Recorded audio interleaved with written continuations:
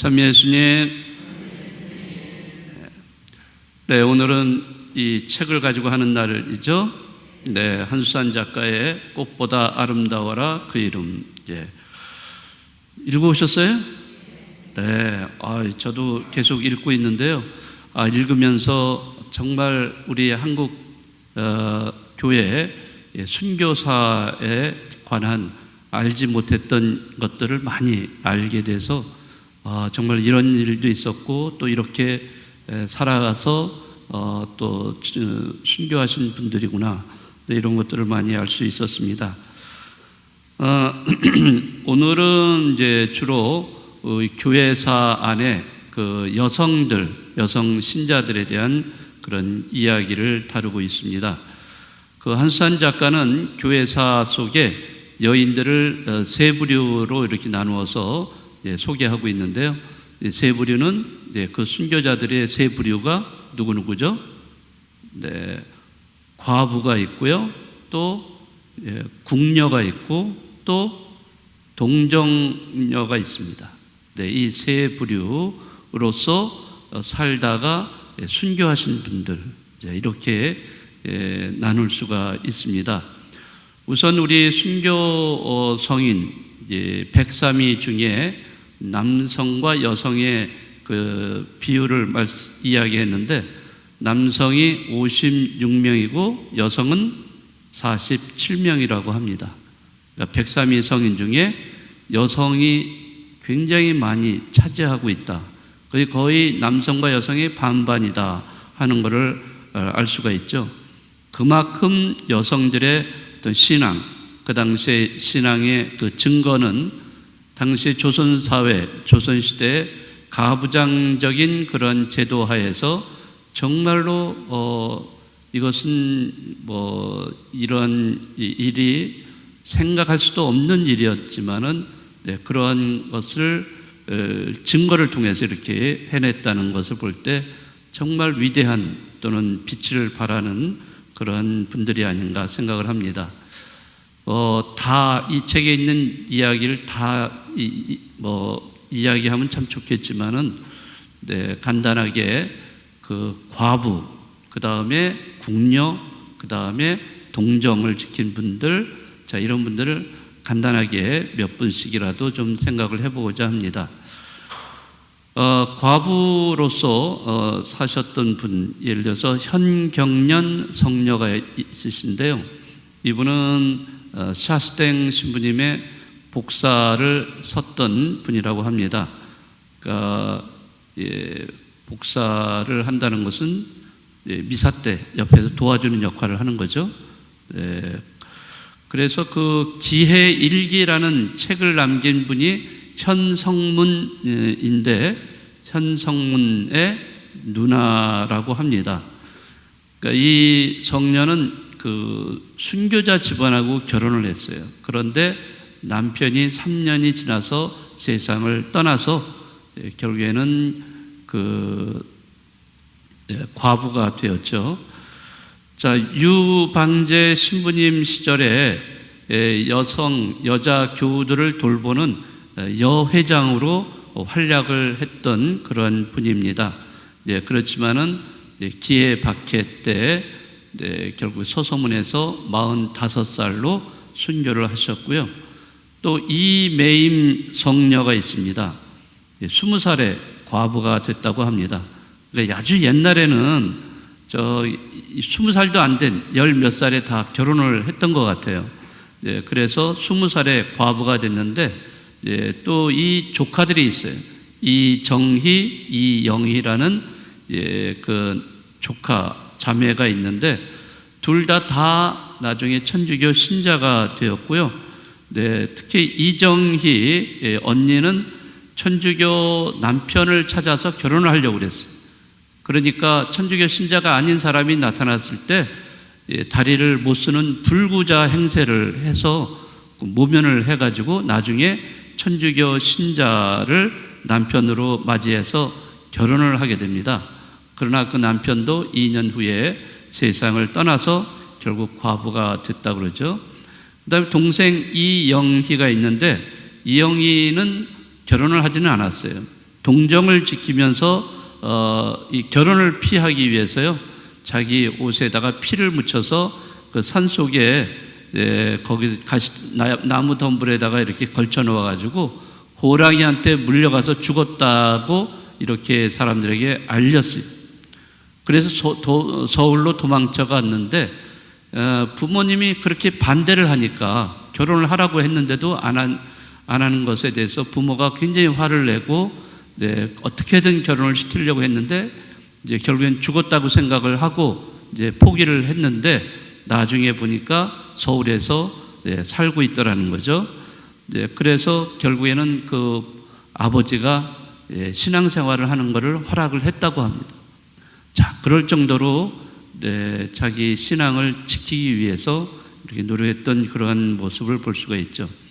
그래서 이 조카들 두 사람은 나중에 그 이메임의 집에 함께 머물고, 또 이메임의 집에는 이 조카들뿐만 아니라 김성임, 김루치아 등 6명의 여인이 함께 모여서 믿음의 생활을 이어갔다고 하죠. 그러나 기해 박해 때 다 이분들이 순교를 합니다. 특별히 김루치아라는 성녀는 그 관원에 끌려가서 거기서 형리에게 문초를 받을 때 형리가 이런 질문을 했다고 그럽니다. 너는 네가 믿는다는 그 천주를 보았느냐? 이렇게 질문을 하니까 그 김루치아가 대답을 뭐라고 했냐면, 저는 이제 겨우 20살입니다. 그러면서 시골에 사는 백성은 임금님을 뵙지 않고는 임금님이 계신 것을 믿을 수가 없습니까? 하면서 질문을 했어요. 그러면서 하늘과 땅과 모든 피조물을 보고 저는 그것들을 창조하신 대왕과 가장 높으신 아버지를 믿는 것입니다. 자, 이렇게 대답을 했다는 거죠. 정말 이러한 대답을 한 김루치아 성녀 대단하죠. 예? 자, 시골에 사는 사람이 임금님을 잘 볼 수가 없잖아요. 예? 그런데도 임금님이 계시다고 믿잖아요. 예? 그와 마찬가지로 이 모든 피조물을 만드신 이 피조물을 보고서 바로 그것을 만드신 하느님이 계시다는 것을 믿는다는 거죠. 참 지혜로운 그러한 답변이 아닌가 생각을 합니다. 자, 이렇게 과부 생활을 하면서도 계속해서 그 믿음 생활을 했던 그런 부류의 여인들이 있었고요. 또 궁녀들, 이 천주교가 또 궁중으로 이렇게 들어가서 많은 궁녀들이 또 신앙생활을 하게 됩니다. 자, 그런데 궁녀는 한번 들어가면은 뭐 결혼을 못 한다 그러죠, 평생을. 그러면 이제 나와서도 이제 결혼을 못 하지만은 어떤 특별한 경우에는 이제 결혼을 하게 돼 있기도 한데요. 어쨌든 그 103위 성인 중에 세 분에 대한 이야기를 하는데, 그 박희순 루치아, 또 김유리대, 전경협 아가타, 이 세 성녀에 대해서 이야기를 하고 있습니다. 그 중에 박희순이라는 분은, 성녀는 어려서부터 뛰어난 미모, 총명함이 빛나던 그런 여인이었다고 합니다. 그런데 궁중에 들어가서 사는데 그 순조 임금이 이 박희순에게 상당히 매료가 돼서 그 아름다운 자태, 지혜로움에 빠졌다고 하는데, 아마 그럼에도 불구하고 정말 임금의 그러한 청을 거부하는 것은 있을 수도 없는 일이지만은 어떻게 해서 그걸 벗어나게 됩니다. 자, 그래서 그 성녀는 신데렐라와 같은 그러한 아주 정말 호화로운 생활을 할 수 있었는데도 불구하고 그런 길을 버린 그런 여성. 그래서 천주교를 30살에 믿기 시작을 해서 상궁의 자리에 올랐을 때 그는 이제 더 이상 궁중에 남아있고 싶지 않아서 밖으로 나가고 싶어가지고 병이 깊게 들었다라고 주변에 이렇게 알리고서는 마침내는 궁녀의 신분을 벗어나서 궁궐 밖을 빠져나와서 믿음 생활을 하다가 결국에는 기회 받게 때 순교를 했던 그런 분이라고 이야기가 전해집니다.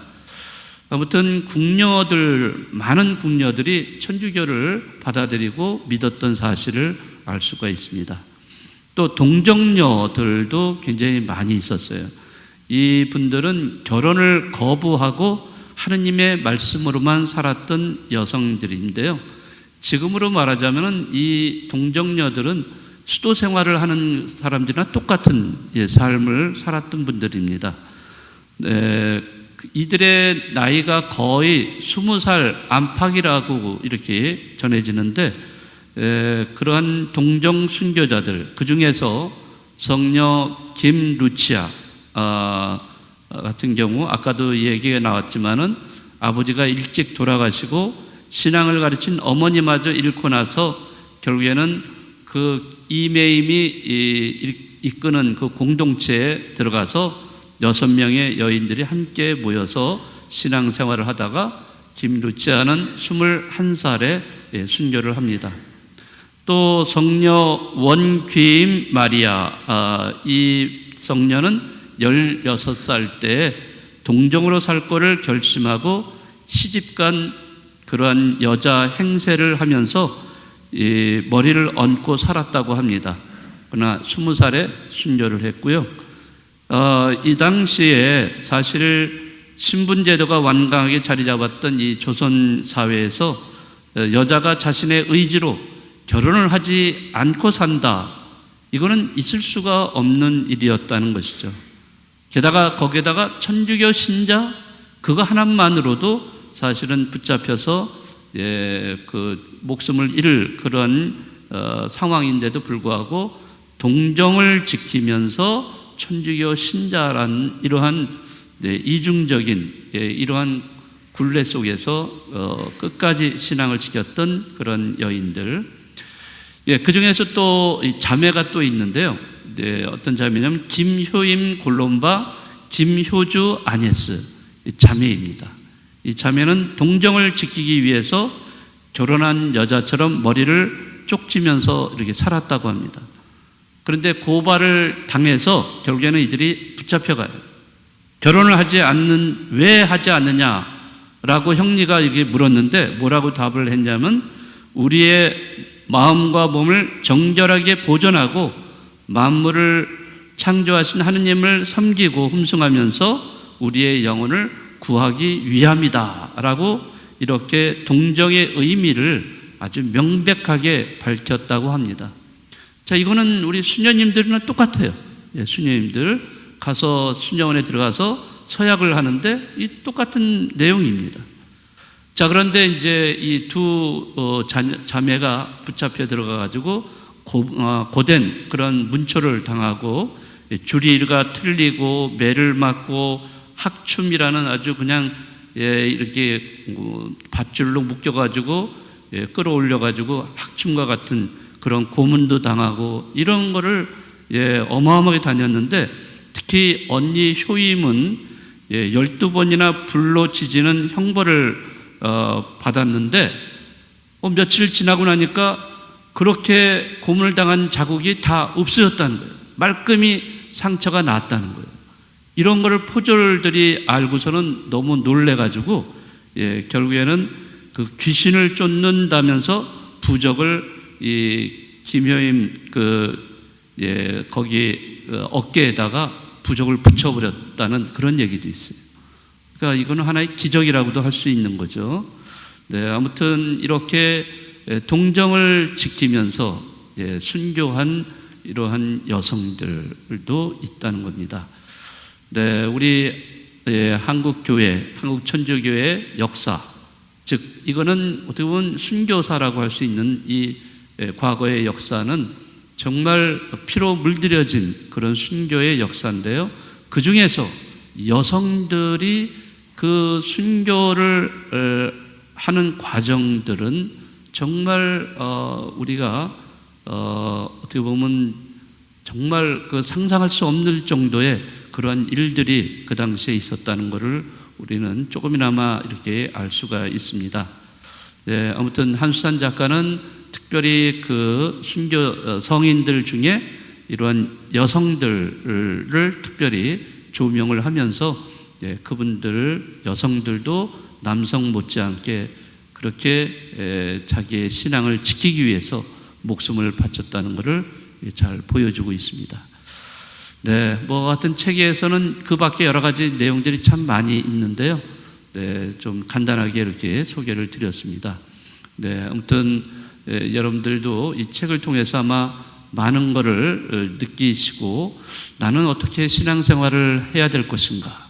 물론 지금은 박해도 없고 또 뭐 목숨을 내걸고 신앙을 증거할 그런 기회도 없긴 하지만은 그러나 거기에 못지않게 나를 희생해서